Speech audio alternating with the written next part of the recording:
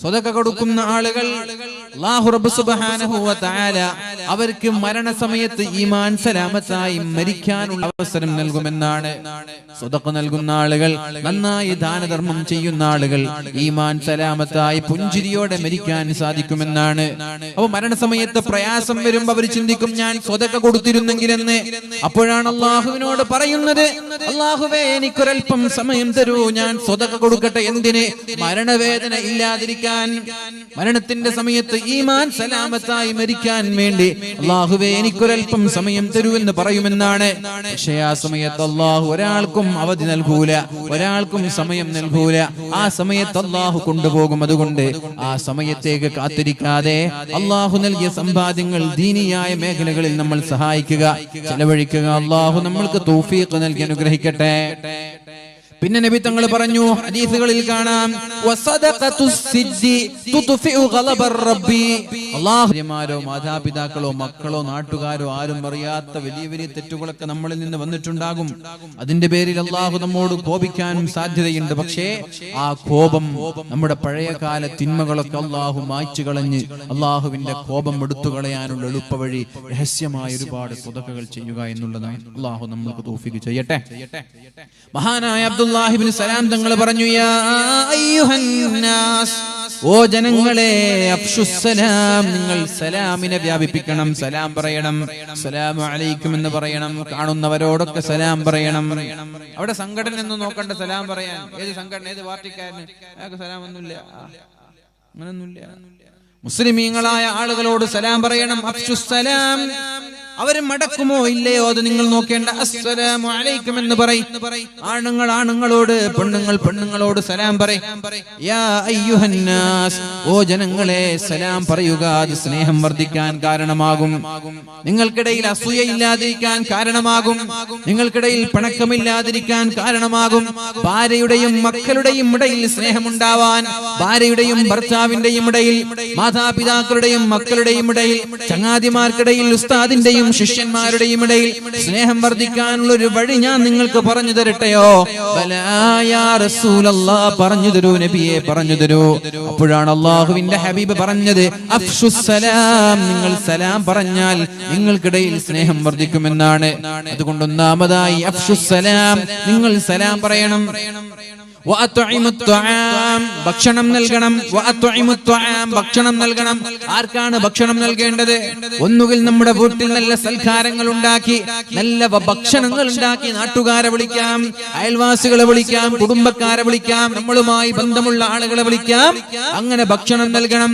അല്ലെങ്കിൽ വീട്ടിൽ നല്ല ഭക്ഷണങ്ങൾ പാചകം ചെയ്ത് അയൽവാസികളുടെ വീട്ടിലേക്ക് നമ്മൾക്ക് എത്തിച്ചു കൊടുക്കാം. നമ്മുടെ നാട്ടിലൊക്കെ പട്ടിണി പാവങ്ങളുണ്ട് എന്നറിഞ്ഞാൽ അവരോട് നേരത്തെ പറഞ്ഞവർക്കുള്ള ഉച്ചഭക്ഷണം, അവർക്കുള്ള രാത്രി ഭക്ഷണം നമ്മൾക്ക് കൊടുക്കാം. അങ്ങനെയൊക്കെ ഭക്ഷണം നമ്മൾ കൊടുക്കാം. നാട്ടിലൊക്കെ പ്രയാസപ്പെടുന്ന യാചകന്മാര് കടന്നു വരുമ്പോ, അല്ലെങ്കിൽ കുടുംബത്തിലുള്ള കഷ്ടപ്പെടുന്ന പ്രയാസപ്പെടുന്ന വീട്ടുകാരുണ്ട് എന്നറിഞ്ഞാൽ അവർക്ക് നിങ്ങൾ ഭക്ഷണം നൽകണം.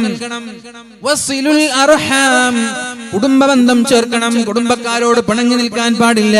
വസ്വല്ലൂ ബില്ലൈലി വന്നാസു നിയാം, ആളുകളെല്ലാം ഉറങ്ങിക്കിടക്കുന്ന സമയമുണ്ട്. ആ സമയമാണ് തഹജ്ജുദിന്റെ സമയം. ആളുകളൊക്കെ ഉറങ്ങിക്കിടക്കുന്ന സമയത്ത് നിങ്ങളും ഉറങ്ങണ്ട, നിങ്ങൾ എണീറ്റ് നിന്നിട്ട് നിസ്കരിക്കുക. ജനങ്ങളെല്ലാം ഉറങ്ങിക്കിടക്കുന്ന സമയത്ത് എണീറ്റുകൊണ്ട് 2 റക്അത്ത് തഹജ്ജുദ് നിസ്കരിക്കുക. മഹാനായ മുഹമ്മദ് റസൂലുള്ളാഹി സ്വല്ലല്ലാഹു അലൈഹി വസല്ലമ തങ്ങൾ അങ്ങനെയായിരുന്നു. ആയിഷ ബീവി റളിയല്ലാഹു അൻഹയുടെ കൂടെ കിടന്നുറങ്ങും. പക്ഷേ ആയിഷ ബീവി ഉറങ്ങിയെന്ന് മനസ്സിലാക്കിയാൽ പള്ളിയിൽ ചെന്ന് സുന്നത്ത് നിസ്കരിക്കുമായിരുന്നു. ഉറങ്ങുമ്പോൾ നബി തങ്ങൾ കൂടെയുണ്ട്. പിന്നെ നബി തങ്ങൾ നോക്കുമ്പോൾ കാണുന്നില്ല. ആയിഷ ബീവി ഇങ്ങനെ തെരഞ്ഞു നോക്കുമ്പോഴേക്കും നബി തങ്ങളുടെ കാല് കിട്ടും. നോക്കുമ്പോ പള്ളിയിൽ സുജൂദിലാണ്. പള്ളിയും വീടും പരസ്പരം ഒട്ടിച്ചേർന്ന് കിടക്കുകയാണ്. നബി തങ്ങളുടെ പള്ളിയും വീടും ഒന്നിച്ചാണ്. വീട്ടിൽ നിന്ന് കാല് വെക്കുന്നത് പള്ളിയിലേക്കാണ്. അപ്പൊ നബി തങ്ങൾ പള്ളിയിൽ വെച്ച് നിസ്കരിക്കായിരിക്കും. ആയിഷ ബീവിക്ക് അതറിയില്ല. അതുപോലെ മഹാന്മാരായ താബിഈങ്ങളിലെ പ്രമുഖരായ പല ആളുകളും ഇപ്പുറത്ത് ഭാര്യ കിടന്നുറങ്ങുന്നുണ്ട്. 20 വർഷക്കാലം ഭാര്യയുടെ കൂടെ കിടന്നുറങ്ങിയിട്ട് ഭാര്യ ഉറങ്ങാൻ തുടങ്ങുമ്പോൾ അള്ളാഹുവിനെ പേടിച്ച് കരയാൻ തുടങ്ങും. കരഞ്ഞ് കരഞ്ഞ് കരഞ്ഞ് തലയണ അവിടുത്തെ വിരിപ്പെല്ലാം നനഞ്ഞാലും ഭാര്യയ്ക്ക് അറിയുമായിരുന്നില്ല, അള്ളാഹുവിനെ പേടിച്ച് കരയുമായിരുന്നു. രാത്രിയായാൽ ഭാര്യ ഉറങ്ങിക്കിടന്നു എന്ന് ഉറപ്പായാൽ എണീറ്റ് നിന്ന് തഹജ്ജുദ് നിസ്കരിക്കുന്ന എത്രയോ ആളുകൾ ഉണ്ടായിരുന്നു. ഭാര്യ പോലും അറിയാത്ത, മക്കള് പോലും അറിയാത്ത, ചങ്ങാതിമാരറിയാത്ത, നമ്മളും നമ്മുടെ റബ്ബും മാത്രം ബന്ധമുള്ള ഒരുപാട് അമലുകൾ നമ്മൾക്കുണ്ടാവണം. അതിൽ സുന്നത്ത് നിസ്കാരങ്ങൾ വേണം, അതിൽ സ്വതക്കകൾ വേണം, അതിൽ ഖുർആനോത്ത് വേണം, അതിൽ ദിക്റുകൾ വേണം, സ്വലാത്ത് വേണം. ഒരാളും അറിയാത്ത നന്മകൾ നാമും നമ്മുടെ റബ്ബും മാത്രം അറിഞ്ഞാൽ മതി. വേറെ ഒരാളെയും അറിയിക്കാതെ വേറെ ഒരാളുടെ മുമ്പിലും ചെയ്യാത്ത രഹസ്യമായ നന്മകൾ ഒരുപാട് നമ്മളിൽ ഉണ്ടാവണം. നമ്മളിൽ ഒരുപാട് രഹസ്യമായ നന്മകൾ ഉണ്ടാവണം. അപ്പൊ എന്ത് ചെയ്യണം? രാത്രി എണീറ്റിട്ട് തഹജ്ജുദ് നിസ്കരിക്കുക. രാത്രി ഉറങ്ങാതെ നിസ്കരിച്ച് നിസ്കരിച്ച് നിസ്കരിച്ച് സുബഹിയാകുമ്പോൾ ഭാര്യയുടെ കൂടെ കിടന്നുറങ്ങുന്ന ആളുകളുണ്ട്. ഇപ്പൊ ഭാര്യയുടെ കൂടെ കിടന്നുറങ്ങിയിട്ടുണ്ടാവും. എന്നിട്ട് രാത്രിയായി ഭാര്യ ഉറങ്ങിയ വേഗം എണീറ്റ് നിസ്കരിക്കും. എന്നിട്ട് സുബഹിയുടെ സമയമാകുമ്പോ ഭാര്യ എണീക്കുന്നറിയുമ്പോ പതുക്കെ വന്നിട്ട് ഭാര്യയുടെ കൂടെ കിടന്നുറങ്ങും. എന്തിന്? ഭാര്യ എന്റെ നിസ്കാരം അറിയാൻ പാടില്ല, അള്ളാഹു മാത്രം അറിഞ്ഞാൽ മതി. ഇങ്ങനെയൊക്കെ നമ്മൾ ചെയ്യോ? നമ്മളെങ്ങനെ തഹജ്ജുദ് നിസ്കരിക്കുന്നുണ്ടെങ്കിൽ അത് വീട്ടുകാരും അയൽവാസികളും നാട്ടുകാരും മൊത്തം അറിയിക്കുന്നുണ്ട്. നമ്മൾക്ക് ഇങ്ങനെ വല്ല അമലുണ്ടോ? 1000 രൂപ 2000 രൂപ നമ്മൾ കൊടുക്കുന്നുണ്ടെങ്കിൽ നാട്ടുകാരെ മൊത്തം അറിയിക്കും. രഹസ്യമായിട്ട് നമ്മൾ കൊടുക്കുന്നുണ്ടോ? കവറിൽ ഇപ്പോ 100 രൂപ ഇട്ടാൽ ആരും അറിയില്ല, അതുകൊണ്ട് 100 രൂപ മതി എന്ന് വിചാരിച്ചിട്ട് കവറിലിടുന്ന ആളുകളില്ലേ? എന്നാൽ നേരെ മറിച്ച് ഇങ്ങനെയുള്ള ആളുകളുണ്ട്, ഈ കവറിലിട്ടാൽ അത് രഹസ്യമായ സ്വതക്കയാണ്, ഇവർ 5000 രൂപ കവറിലിട്ട് കൊടുക്കുക, ആരും കാണണ്ട, ഞാനെന്റെ റബ്ബ് അറിഞ്ഞാൽ മതി. അങ്ങനെയുള്ള ഒരുപാട് അമലുകൾ നമ്മളിൽ ഉണ്ടാവണം. മഹാനായ അബ്ദുല്ലാഹിബ്നു സലാം തങ്ങൾ പറയാണ്, യാ അയ്യുഹന്നാസ്, ജനങ്ങളെ, സ്വർഗ്ഗത്തിലേക്ക് വളരെ എളുപ്പത്തിൽ കയറാനുള്ള 4 കാര്യം ഞാൻ പറഞ്ഞു തരട്ടെയോ? സ്വർഗ്ഗത്തിലേക്ക് വളരെ എളുപ്പത്തിൽ കയറാനുള്ള, സ്വർഗ്ഗത്തിലേക്ക് വളരെ എളുപ്പത്തിൽ പ്രവേശിക്കാനുള്ള 4 കാര്യങ്ങൾ ഞാൻ പറഞ്ഞു തരട്ടെയോ? അതിലൊന്ന് നന്നായി സലാം പറയുക. 2 പാവങ്ങളായ ആളുകൾക്ക് നിങ്ങൾ ഭക്ഷണം നൽകണം. പാവങ്ങളായാലും അല്ലേലും, കുടുംബക്കാരായാലും നാട്ടുകാരായാലും അയൽവാസികളായാലും ഇടയ്ക്കിടെ അവർക്ക് ഭക്ഷണം നൽകുന്നത്, ഭക്ഷണം കഴിപ്പിക്കുന്നത് സ്വർഗ്ഗത്തിലേക്കുള്ള എളുപ്പവഴിയാണ്. വസിലുൽ അർഹാം, കുടുംബബന്ധം നന്നായി ചേർക്കണം, കുടുംബക്കാരോട് പിണങ്ങി നിൽക്കാതിരിക്കുക. 4-മത്തേത് വസ്വല്ലൂ ബില്ലൈലി വന്നാസു നിയാം, ജനങ്ങളെല്ലാം ഉറങ്ങിക്കിടക്കുന്ന സമയത്ത് അല്ലാഹുവിന് വേണ്ടി തഹജ്ജുദ് നിസ്കരിക്കുക. ഈ 4 കാര്യങ്ങൾ ചെയ്താൽ തദ്ഖുലുൽ ജന്നത ബിസലാം, വളരെ സന്തോഷത്തോടെ വളരെ റാഹത്തോടെ സ്വർഗ്ഗത്തിലേക്ക് കടന്നു പോകാമെന്ന് മഹാനായ മുഹമ്മദുർ റസൂലുള്ളാഹ്. ഏതൊക്കെ? ഒന്ന് പറഞ്ഞോളൂ. ഒന്ന്, ഗൾഫിൽ പ്രയാസം വരുമ്പോ വിഷമം എന്താ? തിന്നാൻ പറ്റൂല എന്നുള്ള പേടിയാണ്. ഇവിടെ ലോകത്തെല്ലാരും അധ്വാനിക്കുന്നതും കഷ്ടപ്പെടുന്നതൊക്കെ തിന്നാൻ വേണ്ടിയിട്ടാണ്. തിന്നാനും മനുഷ്യന് വേണ്ടെങ്കിൽ ആരും ഇവിടെ കഷ്ടപ്പെടുന്നില്ല. തിന്നാൻ വേണ്ടെങ്കിൽ എന്തിനാ കഷ്ടപ്പെടുന്നത്? ജീവിച്ചു പോയ പോലെ. 2-മത്തേത് ഭക്ഷണം നൽകൽ, 3-മത്തേത് കുടുംബബന്ധം ചേർക്കൽ, 4-മത്തേത് തഹജ്ജുദ് നിസ്കരിക്കൽ. ഈ 4 കാര്യം ചെയ്താൽ തദ്ഖുലുൽ ജന്നത ബിസലാം, വളരെ എളുപ്പത്തിൽ സ്വർഗ്ഗത്തിലേക്ക് കടക്കാമെന്ന് മുഹമ്മദുർ റസൂലുള്ളാഹ് സ്വല്ലല്ലാഹു അലൈഹി വസല്ലം. അല്ലാഹു റബ്ബ് സുബ്ഹാനഹു വ തആല സ്വർഗ്ഗം നൽകി അനുഗ്രഹിക്കട്ടെ. മഹാനായ അബൂ ഹുറൈറ തങ്ങൾ പറയുന്നുണ്ട്, ജനങ്ങളിൽ മിസ്കീന്മാരെ സ്നേഹിച്ചിരുന്നത് മഹാനായ ജഅഫർ ഇബ്നു അബീ ത്വാലിബ് റളിയല്ലാഹു അൻഹു ആണ്. മിസ്കീന്മാരെ സ്നേഹിച്ചിരുന്നത് ജഅഫർ തങ്ങളാണെന്ന്. ഇൻഷാ അല്ലാഹ് നിങ്ങളുടെ അടുത്തേക്കൊക്കെ ബക്കറ്റ് വരും. അങ്ങനെ ബക്കറ്റ് വരുമ്പോ നല്ലൊരു സംഖ്യ ഇട്ടിട്ട് എല്ലാവരും സഹായിക്കും. ഓക്കെ, എല്ലാവരും ഉണ്ടാവല്ലേ? ഇതൊരു വളരെ ജാരിയായ സ്വതക്കയാണ്, ആരും കാണാത്തൊരു സ്വതക്കയാണ്. ഈ സ്വതക്ക നിങ്ങൾ എന്ത് ചെയ്യുക? നല്ലൊരു സംഖ്യ ഇട്ട് കൊടുക്കുക. ഒരു മിനിമം 500 ഇട്ട് കൊടുക്കല്ല. പോക്കറ്റിൽ ഉള്ളതിൽ നിന്ന് ഏറ്റവും നല്ല നോട്ട്. 500 കൊണ്ടുവരാത്ത ആളിൻ്റെ അടുത്ത് ഇല്ലല്ലോ എന്ന് വിചാരിക്കണ്ട. നിങ്ങളെ പോക്കറ്റിൽ കൈയിട്ടിട്ട് ഉള്ളതിൽ നിന്ന് ഏറ്റവും നല്ലൊരു നോട്ട് ഇട്ട് കൊടുക്കുക. അള്ളാഹു തൗഫീഖ് ചെയ്യട്ടെ. പെണ്ണുങ്ങൾ അങ്ങനെ തന്നെ. നിന്നെ കവർ തന്നിട്ടുണ്ടാവും, കവർ തന്ന ആളുകൾ കവർ ഏൽപ്പിക്കുക. മഹാനായ അബൂ ഹുറൈറ തങ്ങൾ പറയുന്നുണ്ട്, ജനങ്ങളിൽ മിസ്കീന്മാരെ സ്നേഹിച്ചിരുന്നത് മഹാനായ ജഅഫർ ഇബ്നു അബീ ത്വാലിബ് തങ്ങളാണ്. കുന്തു ഇദാ സഅൽതുഹു അൻ മസ്അല, ജഅഫർ ഇബ്നു അബീ ത്വാലിബ് തങ്ങളോട് വല്ല മസ്അലയും ഞാൻ ചോദിച്ചാൽ, എന്തെങ്കിലും സംശയം ചോദിച്ചാൽ, ശ്രദ്ധിക്കണേ, ജഅഫർ ഇബ്നു അബീ താലിബ് തങ്ങളോട് ഞാൻ വല്ല മസ്അലയും ചോദിച്ചാൽ, എന്തെങ്കിലും ഒരു ചോദ്യം ചോദിച്ചാൽ എന്നോട് അപ്പൊ ഉത്തരം ഒന്നും പറയില്ല. ആ ചോദ്യത്തിന്റെ ഉത്തരം ആ സമയത്ത് എനിക്ക് തരാറില്ല. പിന്നെയോ എന്റെ കയ്യും പിടിച്ച് വീട്ടിലേക്ക് പോകും. എന്നിട്ട് അദ്ദേഹത്തിന്റെ ഭാര്യയെ വിളിക്കും, യാ അസ്മാ, അസ്മാ ബീവിയെ ഭാര്യയെ വിളിക്കുകയാണ്, അത്അമീന, ഞങ്ങൾക്ക് ഭക്ഷണം താ എന്ന് പറയും. മനസ്സിലായോ?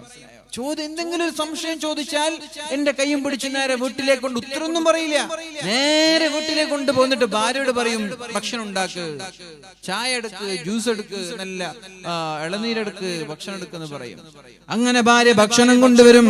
ഫഇദാ അത്അമത്നാ, ഞങ്ങൾ ഭക്ഷണം കഴിച്ചാൽ എന്താണോ ഞാൻ ചോദിച്ചത് അതിനുള്ള മറുപടി ജഅഫർ ഇബ്നു അബീ ത്വാലിബ് തങ്ങൾ പറയുമായിരുന്നു. അങ്ങനെ മിസ്കീന്മാരെ സ്നേഹിക്കുകയും അവരുടെ കൂടെ ഇരിക്കുകയും അവരുടെ കൂടെ സംസാരിക്കുകയും ചെയ്യുന്ന വളരെ പ്രഗത്ഭനായ ഒരു സ്വഹാബിയായിരുന്നു മഹാനായ ജഅഫർ ഇബ്നു അബീ ത്വാലിബ് റളിയല്ലാഹു അൻഹു. അതേപോലെ മിസ്കീന്മാരെ സ്നേഹിക്കുന്നവരാവണം നമ്മൾ. എങ്കിലേ നമ്മൾക്ക് നാളെ പരലോകത്ത് രക്ഷപ്പെടാൻ സാധിക്കുകയുള്ളൂ. അല്ലാഹു റബ്ബ് സുബ്ഹാനഹു വ തആല തൗഫീഖ് നൽകി അനുഗ്രഹിക്കട്ടെ. നമ്മുടെ വിഷയം രണ്ടാമത്തെ വിഷയം എന്താണ്? വ അമറനി അൻ അൻദുറ ഇലാ മൻ ഹുവ ദൂനി. എന്നോട് പറയാണ് അല്ലാഹുവിന്റെ ഹബീബ്, അബൂദർറെ എപ്പോഴും താഴെയുള്ളവരിലേക്ക് നോക്കണം, മുകളിലേക്ക് നോക്കരുത്.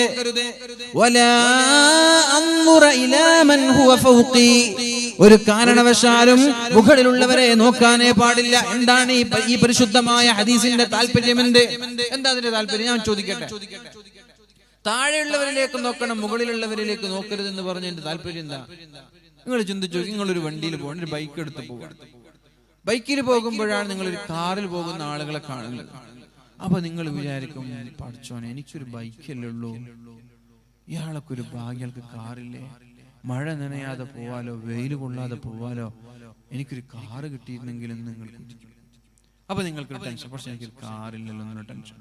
നേരെ മറിച്ച് ബൈക്കിലൂടെ യാത്ര ചെയ്യുന്ന നിങ്ങൾ, ബൈക്ക് പോലും ഇല്ലാതെ നടന്നു വരുന്ന ഒരാളെ കണ്ട് അവനെ നോക്കി ചിന്തിച്ചിരുന്നുവെങ്കിൽ, അല്ലാഹുവേ എനിക്ക് നീ ബൈക്ക് തന്നില്ലയോ, അയാൾക്ക് ബൈക്ക് പോലും ഇല്ല, നടന്നിട്ടാണ് യാത്ര ചെയ്യുന്നത്, അൽഹംദുലില്ലാഹ് നീ എനിക്ക് തന്ന നിഅമത്ത് എത്ര വലുതാണ്. അപ്പൊ സന്തോഷമല്ലേ ഉണ്ടാവുക? മുകളിലേക്ക് നോക്കുന്തോറും നിരാശയും ടെൻഷനും കൂടുന്നതാണ്, താഴേക്ക് നോക്കുന്തോറും സന്തോഷം കൂടും. നമ്മളൊരു ചെറിയ ഓടിന്റെ വീട് വെച്ചു, നമ്മൾ അല്ലെങ്കിൽ ഒരു നില വീടുണ്ടാക്കി, എന്നിട്ട് അതിൽ സുഖമായിട്ട് ജീവിക്കുമ്പോഴാണ് അയൽവാസിക്ക് നല്ല മനോഹരമായ ഒരു വീട് വരുന്നത്. അപ്പൊ അതിങ്ങനെ നോക്കിയിട്ട് നമ്മൾ അല്ലാഹുവിനോട് പറയാ, പടച്ചോനെ എന്റെ വീട് എത്ര ചെറുതാ, പടച്ചോനെ അയാളെ വീട് എത്ര പേരുതാ, എനിക്ക് അങ്ങനെ ഒരു വീടുണ്ടായിരുന്നു. ഇങ്ങനെ വിഷമം പറയാം. അങ്ങനെ വലിയ വലിയ വീടുകളൊക്കെ കാണുമ്പോൾ ആ വീടുകളെ നോക്കുന്ന ആളുകൾ അങ്ങനെ നോക്കുന്നതിനനുസരിച്ച് ജീവിതത്തിൽ നിരാശ കൂടുകയാണ്. നേരെ മറിച്ച് നിങ്ങളെക്കാളും താഴേക്കിടയിലുള്ളവർ, വീടില്ലാത്ത ആളുകൾ, പീഡികത്തിണ്ണയിൽ കിടന്നുറങ്ങുന്നവർ, ക്വാർട്ടേഴ്സിൽ കിടന്നുറങ്ങുന്നവർ ഇല്ലേ, ഇഷ്ടം പോലെ ഇല്ലേ? പീഡികത്തിണ്ണയിലും കോട്ടേഴ്സിലും വാടകക്ക് താമസിക്കുന്ന ആയിരക്കണക്കിന് ആളുകൾ നമ്മുടെ നാട്ടിലുണ്ടാകുമ്പോ നമ്മളെക്കാളും മനോഹരമായ വീട് വെച്ച ആളുകളെ നോക്കി എനിക്കതില്ലല്ലോ എന്ന ചിന്തയാണെങ്കിൽ ജീവിതത്തിൽ നിരാശ മാത്രമായിരിക്കും. പെരുന്നാളിന് മനോഹരമായ വസ്ത്രം ഭർത്താവ് വാങ്ങിച്ചു തന്നു, നല്ല വസ്ത്രം, മാഷാ അല്ലാഹ്. അങ്ങനെ പെരുന്നാളിന്റെ ദിവസം അയൽവാസി വീട്ടിലേക്ക് വന്നു, അവളുടെ വസ്ത്രം ധരിച്ച് ആ വസ്ത്രം നോക്കിയിട്ട് പെണ്ണ് പറയാണ്, മാഷാ അല്ലാഹ് എന്തൊരു രസാണ് ഈ വസ്ത്രം, എന്റെ വസ്ത്രം എന്താ? അപ്പോഴാണ് നിരാശയുണ്ടാകുന്നത്. നേരെ മറിച്ച് ആ പെരുന്നാളിന് വസ്ത്രം പോലും വാങ്ങാൻ കഴിയാത്ത നൂറുകണക്കിന് ആളുകൾ ഇവിടെ ജീവിച്ചിരിപ്പുണ്ട് എന്ന് ചിന്തിക്കുമ്പോ എന്തോ ഒരു ഭാഗ്യവാന്മാരാണ് നമ്മളെന്ന് നമ്മൾ സ്വയം തിരിച്ചറിയുകയാണ്. നമ്മൾക്കൊരു തലവേദന വരുമ്പോഴേക്കും നമ്മൾ പറയുന്നു, യാ അല്ലാഹ് എന്തേ എനിക്ക് മാത്രം തലവേദന, എന്തേ എനിക്ക് മാത്രം പനി? എന്നാൽ കാലാകാലം ക്യാൻസർ ബാധിച്ച്, ഷുഗർ ബാധിച്ച്, എയ്ഡ്സ് ബാധിച്ച്, മറ്റുള്ള വിവിധ രോഗങ്ങൾ ബാധിച്ച് നടക്കാൻ കഴിയാത്ത, ഇരിക്കാൻ കഴിയാത്ത, ജോലി ചെയ്യാൻ കഴിയാത്ത നൂറുകണക്കിന് ആളുകൾ നമ്മുടെ നാട്ടിലും കുടുംബങ്ങളിലും ഉണ്ടാകുമ്പോ ചെറിയ ഒരു അസുഖത്തിന്റെ പേരിൽ നമ്മൾ വേദനിച്ചാൽ പിന്നെ എങ്ങനെയാണ് ജീവിതത്തിൽ സമാധാനം ഉണ്ടാവുക? അതുകൊണ്ട് ഹോസ്പിറ്റലുകളിൽ പ്രയാസപ്പെടുന്ന ആയിരക്കണക്കിന് ആളുകൾ ഉണ്ടാകുമ്പോ എനിക്ക് എത്രത്തോളം ആരോഗ്യം അല്ലാഹു തന്നു എന്ന് മനസ്സിലാക്കാൻ കഴിയും. അപ്പൊ ജീവിതത്തിൽ നിരാശയില്ലാതിരിക്കാൻ, ജീവിതത്തിൽ ദുഃഖമില്ലാതിരിക്കാൻ, സന്തോഷത്തോടെ മരണം വരെ ജീവിക്കാനുള്ള വഴി എന്തെന്ന് ചോദിച്ചാൽ നിങ്ങൾ എപ്പോഴും താഴേക്കിടയിലുള്ള ആളുകളെ നോക്കണം, മുകളിലുള്ള ആളുകളെ നോക്കി ഒരിക്കലും അസൂയപ്പെടരുത്.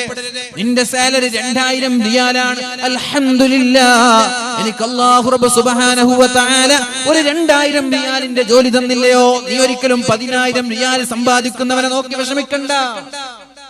നിനക്ക് അല്ലാഹു ഗൾഫിൽ പോവാനും ഒരു 2000 റിയാൽ എന്ന് പറഞ്ഞത് 40000 രൂപയായില്ലേ? എന്നാൽ നാട്ടിൽ 10000 പോലും ജോലിക്ക് ശമ്പളം ലഭിക്കാത്ത ആളുകൾ ഉണ്ടാകുമ്പോ അൽഹംദുലില്ലാഹ്, ഇതാണ് മുഅ്മിനീങ്ങളെ ജീവിതം. ഇവിടെയാണ് ജീവിതത്തിന് അർത്ഥമുള്ളത്, ഈ ജീവിതത്തിലാണ് സന്തോഷമുള്ളത്. പട്ടിണിയാണെങ്കിലും അൽഹംദുലില്ലാഹ്, വീട്ടില് പട്ടിണിയാണ്, അൽഹംദുലില്ലാഹ്, എന്റെ റബ്ബിന്റെ തീരുമാനം ഞാൻ അംഗീകരിക്കുകയാണ്. 4 സമ്പാദ്യങ്ങളാണ് ലോകത്തുള്ളത്. ഈ സമ്പാദ്യങ്ങളെ ഒരിക്കലും മറ്റു സമ്പാദ്യങ്ങൾ വെച്ച് മറച്ചു വെക്കാൻ കഴിയില്ല, കവച്ചു വെക്കാൻ കഴിയില്ല. 4 സമ്പാദ്യങ്ങൾ ഇത് ലഭിച്ച വലിയ ഭാഗ്യവാന്മാരാണെന്ന് അത് നമ്മൾക്കുണ്ടോ ഇല്ലേ നമ്മൾ നോക്കണം. അതിൽ ഒന്നാമത്തേത് ദിക്ർ ചൊല്ലുന്ന നാവ് നമ്മൾക്കുണ്ടാവണം. ദിക്ർ ചൊല്ലുന്ന നാവ് വേണം. ഉണ്ടോ? വെറുതെ മിണ്ടാതിരിക്കുന്ന സമയങ്ങളിലൊക്കെ അസ്തഗ്ഫിറുല്ലാഹ്, അസ്തഗ്ഫിറുല്ലാഹ്, അസ്തഗ്ഫിറുല്ലാഹ്, അല്ലെങ്കിൽ ലാ ഇലാഹ ഇല്ലല്ലാഹ് എന്നിങ്ങനെയുള്ള ദിക്ർ ചൊല്ലിക്കൊണ്ടിരിക്കുന്ന നാവ്, ഖുർആൻ ഓതിക്കൊണ്ടിരിക്കുന്ന നാവ്, അല്ലാഹുവിന്റെ ദിക്റിൽ മുഴുകിയ ഒരു നാവ് നമ്മൾക്കുണ്ടെങ്കിൽ വലിയ ഭാഗ്യവാന്മാരാണ് നമ്മൾ. അതിന് പകരം ഇങ്ങനെ ഗീബത്തും ഫസാദും നമീമത്തും കുറ്റവും കുറവും പറയാ, ആ നാവ് കട്ടകാലാണ്. രണ്ടാമത്തെ കാര്യം വഖൽബുൻ ഷാകിർ, ശുക്ർ ചെയ്യുന്ന ഹൃദയം ഉണ്ടാവണം. അല്ലാഹു നിങ്ങൾക്ക് നൽകുന്ന വരുമാനം മാസത്തിൽ 10000 ആണ്, അൽഹംദുലില്ലാഹ്. ഇതില്ലാത്ത ആളുകളില്ലയോ? വഖൽബുൻ ഷാകിർ, അല്ലാഹു തന്ന ആരോഗ്യം, അല്ലാഹു തന്ന സമ്പാദ്യം, അല്ലാഹു തന്ന ജോലി, അല്ലാഹു തന്ന വീട്, ഇതിനെല്ലാം അല്ലാഹുവിനെ സ്തുതിക്കാനുള്ള മനസ്സുണ്ടായാൽ അയാൾ വലിയ ഭാഗ്യവാനാണ്. വബദനുൻ അലൽ ബലാഇ സാബിറുൻ, ക്ഷമിക്കാൻ കഴിയുന്ന ഒരു ശരീരം ഉണ്ടാവണം. പരീക്ഷണങ്ങൾ ഉണ്ടായാൽ, രോഗങ്ങൾ ഉണ്ടായാൽ, കടങ്ങൾ ഉണ്ടായാൽ, ഏത് പ്രയാസമുള്ള പ്രതിസന്ധിയുള്ള ഘട്ടങ്ങളിലും അല്ലാഹുവിന് വേണ്ടി ക്ഷമിക്കാൻ പറ്റുന്ന ശരീരം ഉണ്ടായാൽ അയാളും വലിയ ഭാഗ്യവാനാണ്. നാലാമത്തെ കാര്യം വസൗജതുൻ തുഈനു അഹദകും അലാ ദീനി, ദീനിയായ കാര്യങ്ങളിൽ ഭർത്താവിനെ സഹായിക്കുന്ന ഭാര്യ. ഭർത്താവിനെ പ്രയാസപ്പെടുത്തുന്ന ഭാര്യയല്ല, പരാതിയും പരിഭവങ്ങളുമായി ഭർത്താവിനെ വീട്ടിലേക്ക് കയറാൻ അനുവദിക്കാത്ത ഭാര്യയല്ല. എന്താ നിങ്ങളൊക്കെ കഥ? നിങ്ങളെ പോലെ തന്നെയല്ല അയാൾ കാണുന്നില്ല സമ്പാദിക്കുന്നത്, അധ്വാനിക്കുന്നതൊക്കെ. നിങ്ങൾ ഇങ്ങനെ രാവിലെ പോവും, 500 രൂപ ഇങ്ങോട്ട് വരും, അങ്ങനെയൊക്കെ പറഞ്ഞ് ഭാര്യമാർ ഭർത്താക്കന്മാരെ നന്നായി ദ്രോഹിക്കുന്നു. വീട് വെക്കാത്തതിന്റെ പേരിൽ ഭർത്താക്കന്മാരെ പ്രയാസപ്പെടുത്തുന്ന ഭാര്യമാരുണ്ട്.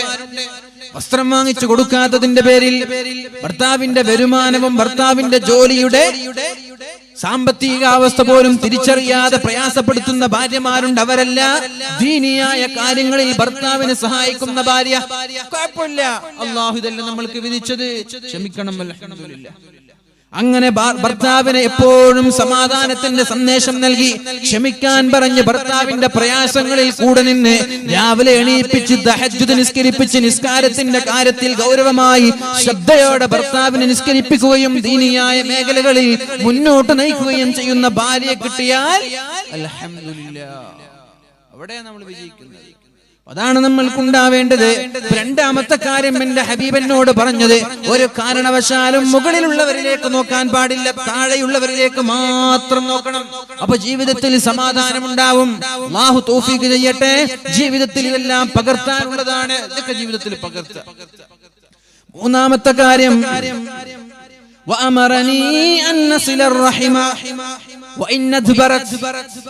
ഒരു കാരണവശാലും കുടുംബക്കാരോട് മോശമായി പെരുമാറാൻ പാടില്ല. എന്താണ് കുടുംബം എന്ന്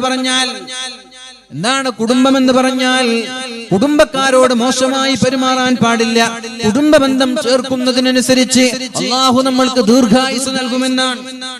കുടുംബ ബന്ധം ചേർക്കുന്ന ആളുകൾക്ക് ദീർഘായുസ് ഉണ്ടാകുമെന്നാണ്. കുടുംബബന്ധം ചേർക്കുന്നവർക്ക് അള്ളാഹു ദീർഘായുസ് നൽകുമെന്നും അള്ളാഹു അവർക്ക് രോഗങ്ങൾ നൽകൂല എന്നാണ്. ആഫിയത്തോടെയുള്ള ആയുസ് ഉണ്ടാകും. നിങ്ങൾ ചിന്തിച്ചു നോക്കിയേ, നിങ്ങൾക്ക് ഒരു 60 വയസ്സ് വരെ ജീവിക്കാൻ അള്ളാഹു അവസരം തന്നു. ആ 60 വയസ്സിൽ 40 വയസ്സായപ്പോഴേക്കും നിങ്ങൾ എന്തായി? രോഗിയായി. 40 വയസ്സായപ്പോഴേക്കും രോഗിയായി. പിന്നെ 20 വർഷം നിങ്ങൾ രോഗിയായിട്ട് കിടക്കാൻ. പിന്നെ 60 വയസ്സ് കൊണ്ട് എന്ത് കാര്യം, എന്ത് ഉപകാരമുള്ള? നേരെ മറിച്ച് നിങ്ങൾ 70 വയസ്സ് 60 വയസ്സ് വരെ ജീവിച്ചിട്ടുള്ള ഒരു തലവേദന പോലും നിങ്ങൾക്ക് വന്നിട്ടില്ല. നല്ല ആഫിയത്ത്, നന്നായി ഇബാദത്ത് ചെയ്യാനും സാധിച്ചു. അതല്ലേ ഭാഗ്യം. രോഗങ്ങളില്ലാതെ ആഫിയത്തോടെയുള്ള ദീർഘായുസ് ലഭിക്കാനുള്ള വഴി കുടുംബബന്ധം ചേർക്കലാണ്. രോഗം വരാതിരിക്കാൻ നമ്മൾ എക്സസൈസ് ചെയ്യും, രാവിലെ എണീറ്റ് ഓടും, ഭക്ഷണം നിയന്ത്രിക്കും. LCHF അല്ലെ, LCHF പറഞ്ഞ് ഇറച്ചി മാത്രം കഴിക്കും. ചില ആളുകൾ റൈസ് കഴിക്കാൻ പാടില്ല, ഗോതമ്പ് കഴിക്കാൻ പാടില്ല, ധാന്യമണികൾ കഴിക്കാൻ പാടില്ല. അതൊക്കെ പിന്നെ നമ്മള് ഷുഗർ ഉണ്ടാവും, ഫാറ്റ് ഉണ്ടാവും. അതുകൊണ്ട് ഇറച്ചി മാത്രം കഴിക്കുന്ന കുറച്ച് ആളുകൾ. ഇതൊക്കെ ആയിക്കോട്ടെ, നിങ്ങൾ ഇഷ്ടമാണ്. പക്ഷേ നമ്മൾക്ക് നമ്മുടെ ആയുസ്സിൽ ബറക്കത്ത് കിട്ടാനും ദീർഘായുസ് ലഭിക്കാനുമുള്ള വഴി കുടുംബബന്ധം ചേർക്കണം.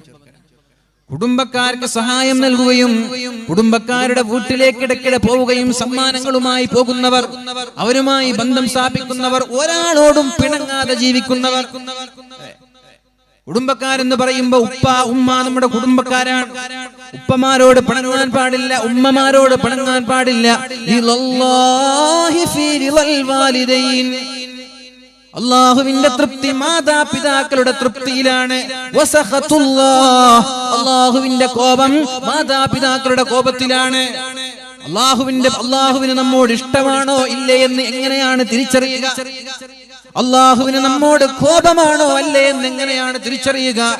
പരിശുദ്ധ റസൂലുള്ളാഹി സ്വല്ലല്ലാഹു അലൈഹി വസല്ലമ തങ്ങൾ പറയാണ്, മാതാപിതാക്കൾക്ക് നമ്മോട് ഇഷ്ടമാണെങ്കിൽ അള്ളാഹുവിനും നമ്മോട് ഇഷ്ടമാണ്. ഉമ്മയോട് ചോദിക്കാം, ഉപ്പയോട് ചോദിക്കാം, ഉപ്പാ എന്നെ കുറിച്ച് നിങ്ങളുടെ അഭിപ്രായം എന്ത്? ഉമ്മയോട് ചോദിക്കാം, എന്നെ കുറിച്ച് നിങ്ങളുടെ അഭിപ്രായം എന്ത്? നിങ്ങൾക്ക് എന്നോട് ദേഷ്യമാണോ ഇഷ്ടമാണോ എന്ന് മാതാപിതാക്കളോട് ചോദിക്കാം. അവർക്ക് ദേഷ്യമാണെങ്കിൽ അള്ളാഹുവിനും നമ്മോട് ദേഷ്യമാണ്, അവർക്ക് ഇഷ്ടമാണെങ്കിൽ അള്ളാഹുവിനും നമ്മോട് ഇഷ്ടമാണ്. അതുകൊണ്ട് മാതാപിതാക്കളുടെ കാര്യം വളരെ ഗൗരവത്തോടെ എടുക്കണം. അവരോട് മോശമായി പെരുമാറരുത്.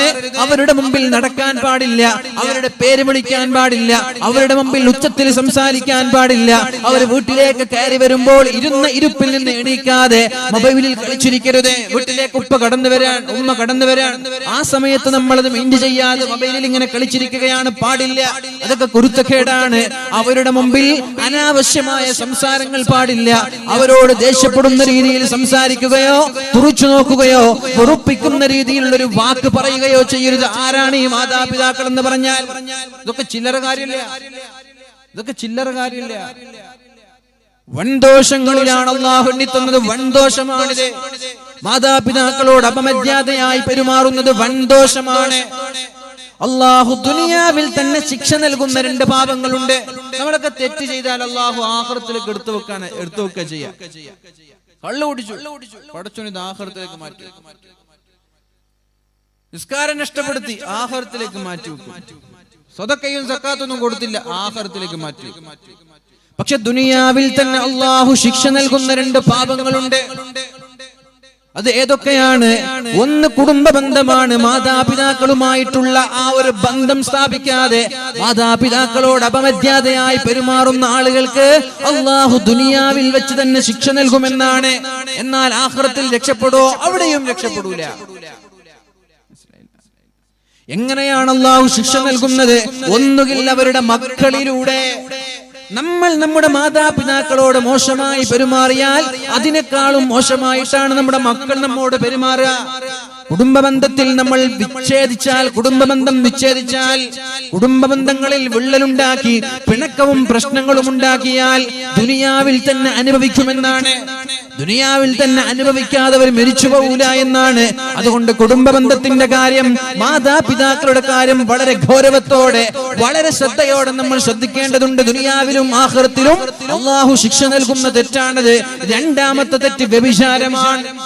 വ്യഭിചരിച്ചു പോയ ആളുകൾക്ക് അല്ലാഹു ദുനിയാവിലും ആഖിറത്തിലും ശിക്ഷ നൽകുമെന്നാണ്. അതാണ് വ്യഭിചരിച്ച ആളുകൾക്ക് അല്ലാഹു എയ്ഡ്സ് നൽകുന്നത്.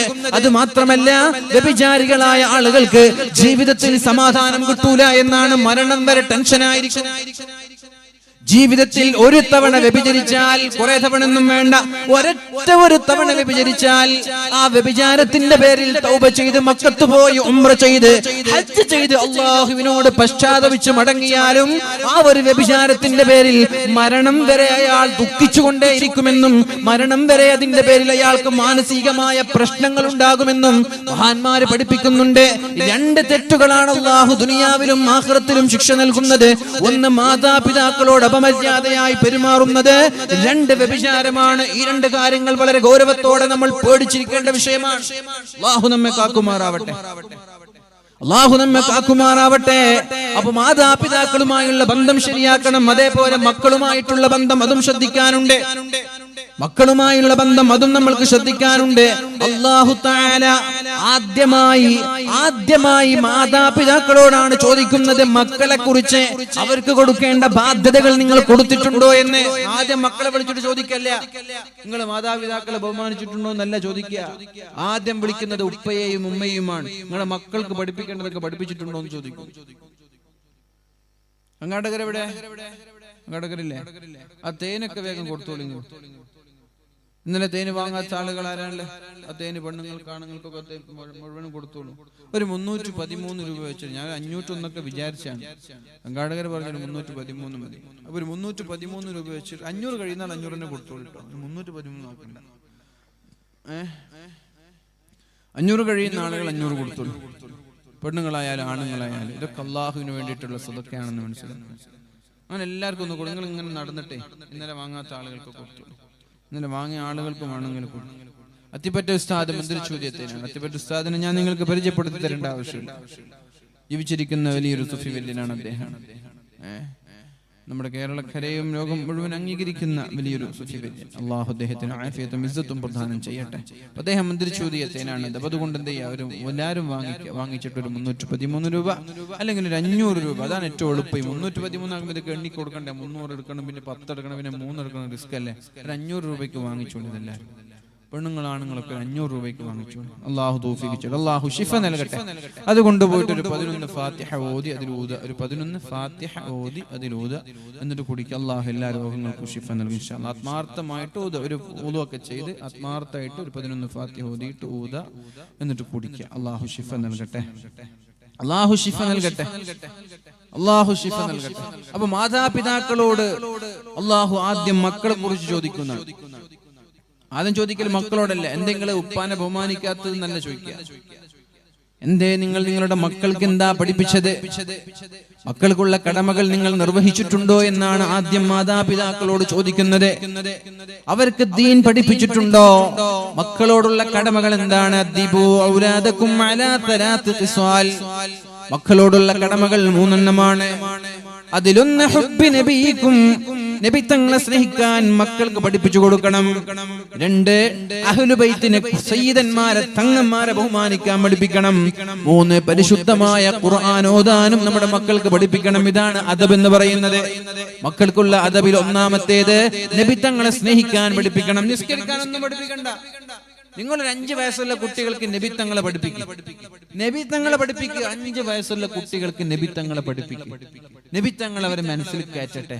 പിന്നെ നിങ്ങൾ നിസ്കരിക്കാനൊന്നും പഠിപ്പിക്കണം. അവർ സ്വയം നിസ്കരിച്ചോളൂ. എന്റെ ഹബീബ് കൊണ്ടുവന്ന നിസ്കാരം അതെങ്ങനെയെന്ന് അവർ സ്വയം പഠിക്കും. നബി തങ്ങൾ എങ്ങനെ നിസ്കരിച്ചു അതുപോലെ അവർ നിസ്കരിക്കും. അപ്പൊ അതുകൊണ്ട് നിസ്കരിക്കാനൊന്നല്ല,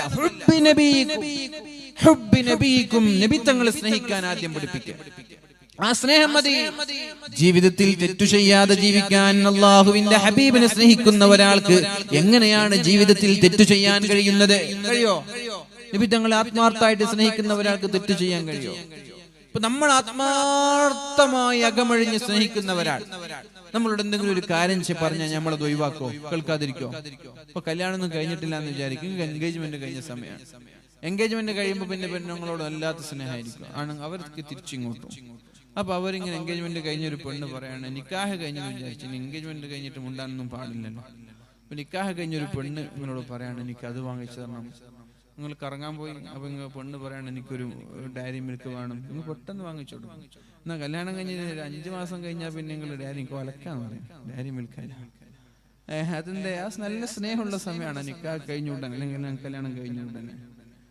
അപ്പൊ എന്ത് പറഞ്ഞാലും കേൾക്കും, എന്റെ സ്നേഹം നന്നായി മനസ്സിലാക്കും. പിന്നെ സ്നേഹമില്ല എന്നല്ല, പിന്നെ കല്യാണം കഴിഞ്ഞ് 5 മാസം കഴിഞ്ഞ് സ്നേഹം പോയി എന്നല്ല, സ്നേഹം ഉണ്ടാവും. പക്ഷെ നമ്മൾ സ്വന്തമായി എന്നിപ്പോ സ്വന്തമല്ല ആയിക്കൊണ്ട് വരുന്നുണ്ട്. അതുകൊണ്ടാണ് അപ്പൊ അതിന്റെ അർത്ഥം ഇനി വാങ്ങിച്ചു കൊടുത്തില്ലെങ്കിൽ സ്നേഹമില്ല എന്നൊന്നുമല്ല പറഞ്ഞു വരുന്നത്. നമ്മൾക്ക് ആ സ്നേഹം, അതിന്റെ ആത്മാർത്ഥമായ സ്നേഹം നമ്മൾക്ക് ഉണ്ടാകുമ്പോൾ അവരെന്ത് പറഞ്ഞാലും നമ്മൾ കേൾക്കും. അവർക്ക് ഇഷ്ടപ്പെടുന്നതേ നമ്മൾ ചെയ്യും. ആ സമയത്ത് പെണ്ണ് പറയുകയാണെങ്കിൽ സീസർ വലിക്കില്ല എന്ന് പറഞ്ഞാൽ വലിക്കൂല, അല്ലെ? പെണ്ണ് പറയുകയാണെങ്കിൽ സീസർ വലിക്കുന്നത് എനിക്ക് ഇഷ്ടമല്ല കേട്ടോ എന്നാൽ വലിക്കൂല, അറിയാതെ പോയിട്ട് രഹസ്യമായിട്ട് മുമ്പിൽ വലിക്കൂല. അപ്പൊ അതേപോലെ നബിത്തങ്ങളോടുള്ള സ്നേഹം നമ്മൾ കൊത്തിവെക്കുക, നമ്മുടെ മക്കളിൽ കൊത്തിവെക്കുക, ചെറുപ്പത്തിലേ കൊത്തിവെക്കുക. ചെറുപ്പത്തിലെ മക്കൾ കേൾക്കേണ്ടത് നബിത്തങ്ങളെ കുറിച്ചും ദീനിനെ കുറിച്ചൊക്കെ ആയിക്കോട്ടെ. അങ്ങനെ അല്ലാഹുവിന്റെ ഹബീബിനെ മനസ്സിലാക്കാനും സ്നേഹിക്കാനും നമ്മുടെ മക്കൾ തുടങ്ങിയാൽ അവർ സ്വയം നിസ്കരിക്കാൻ തുടങ്ങും, സ്വയം ഖുർആൻ ഓതാൻ തുടങ്ങും. ഒന്നാമത്തെ അദബ് മക്കൾക്ക് നബിത്തങ്ങളോടുള്ള സ്നേഹം ഇട്ട് കൊടുക്കലാണ്. നന്നായി സ്നേഹിക്കട്ടെ. അപ്പൊ നബിത്തങ്ങളെ കുറിച്ചുള്ള ചരിത്രങ്ങൾ കേൾക്കും. ഉമ്മമാര് പറഞ്ഞു കൊടുക്കുക, നബിത്തങ്ങളുടെ ജീവിതത്തിലെ ചരിത്രങ്ങളൊക്കെ ചെറുപ്പത്തിലേ പറഞ്ഞു കൊടുക്കുക. അപ്പൊ അവർക്ക് കൂടുതൽ പഠിക്കാൻ ആഗ്രഹം വരുമ്പോൾ അവർ പുസ്തകം വാങ്ങിച്ചു വായിക്കും.